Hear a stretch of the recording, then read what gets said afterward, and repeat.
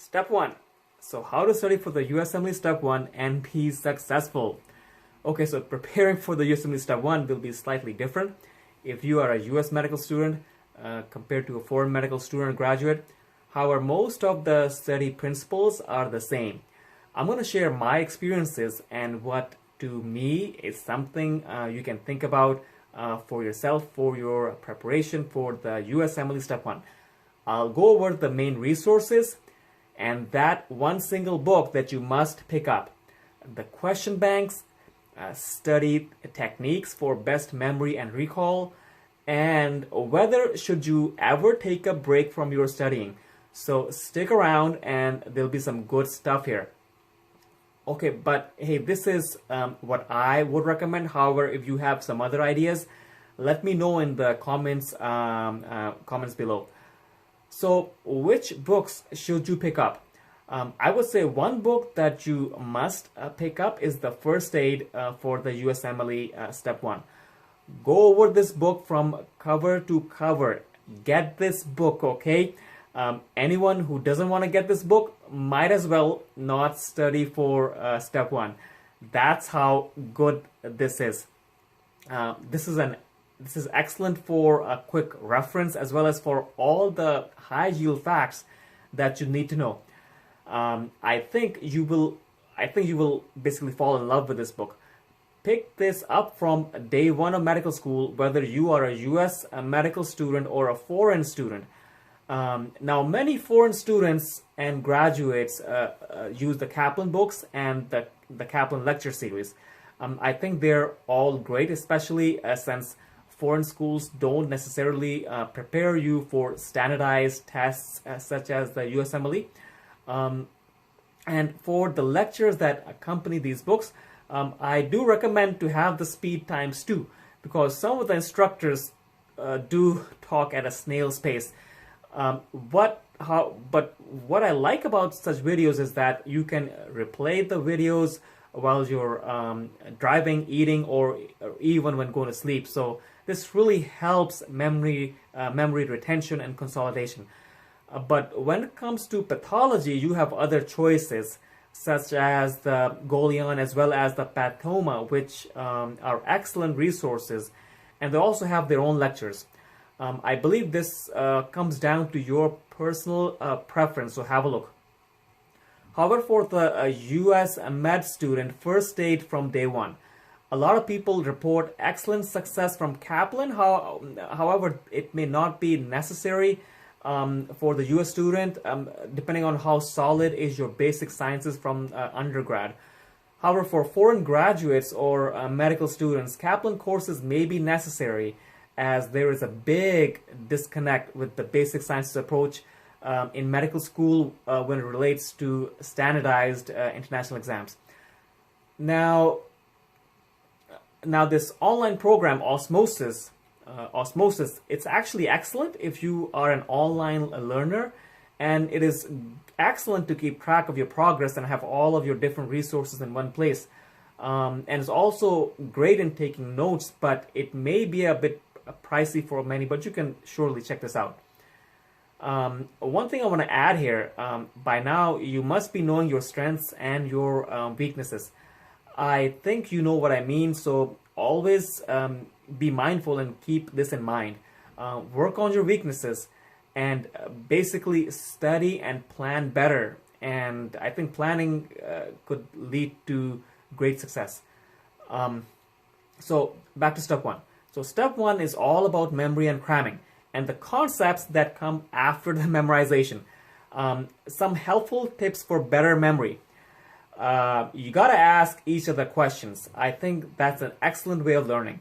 Another technique that you may employ is before reading any topic, open up the page, cover it up, recall from your memory all that you remember.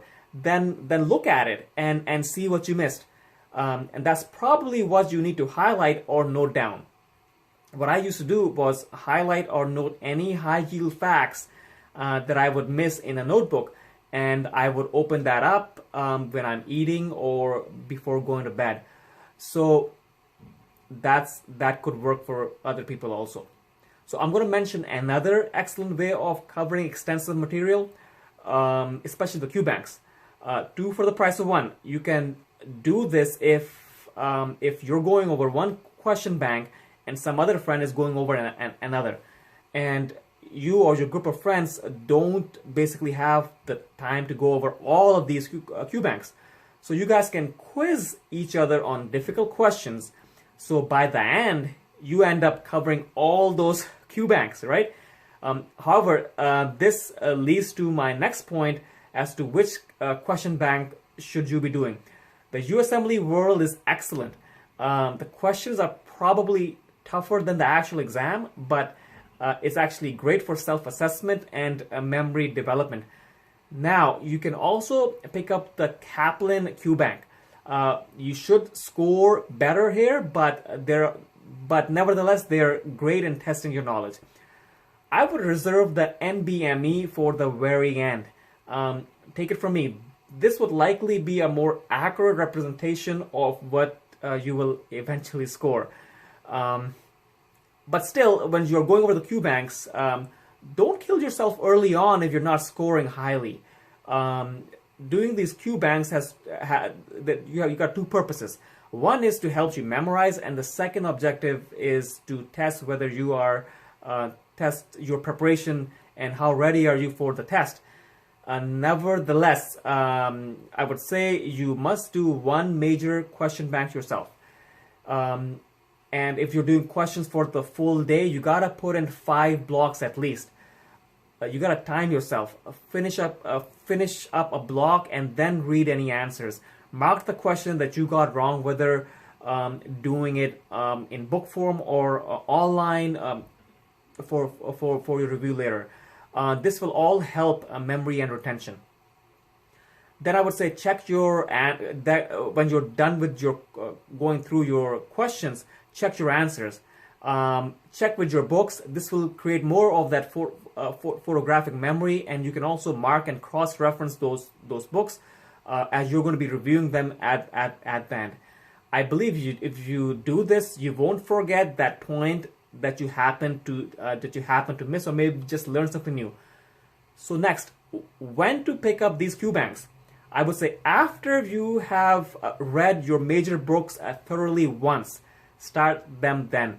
It will provide you with a point of reference when you do check your answers for cross-check. So I'd say wait till you are done with one complete read and then hit the Q banks hard. Well, that's probably my take anyways.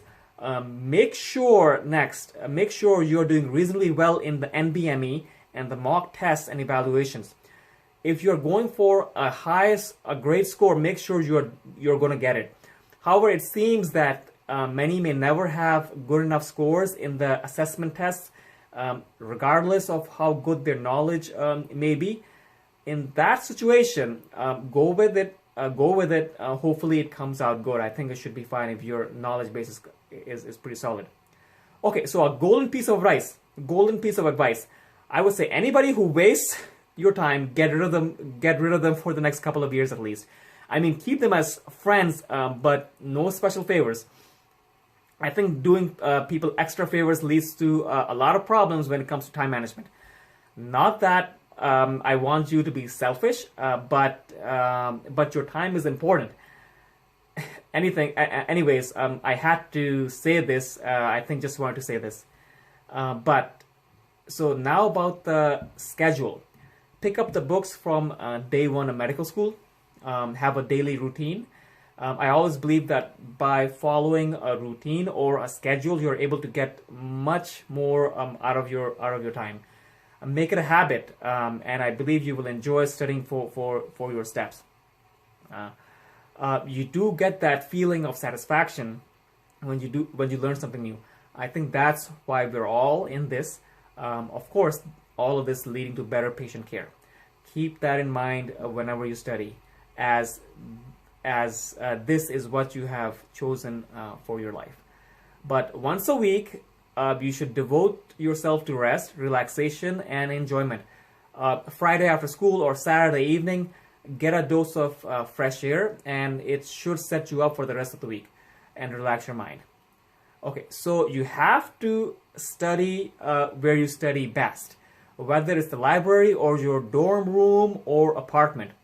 And building a routine and sticking with a routine will get you where you want, unless you are one of those geniuses who can suck in information from thin air.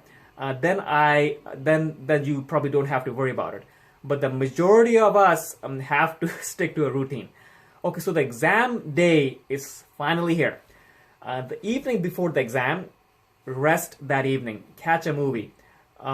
Just do whatever you want. Go shopping, but don't do anything stressful. Just take it easy. Don't stay at home. Go out. Okay.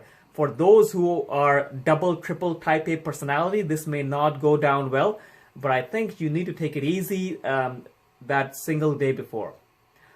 You've already done so much, and I believe this will be great also. You must have a good night's rest. Anyways, I think that's the end. Well, thanks for watching.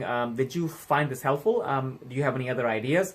Well, I would recommend you subscribe to the channel for more videos. I'll see you guys next time. Let me know in the comments below about any other helpful tips that you may have, or questions, or any recommendations for new videos. And if you want to read this as a text, I'll have the link with the description somewhere. Anyways, talk to you soon. Thank you so much. Bye-bye.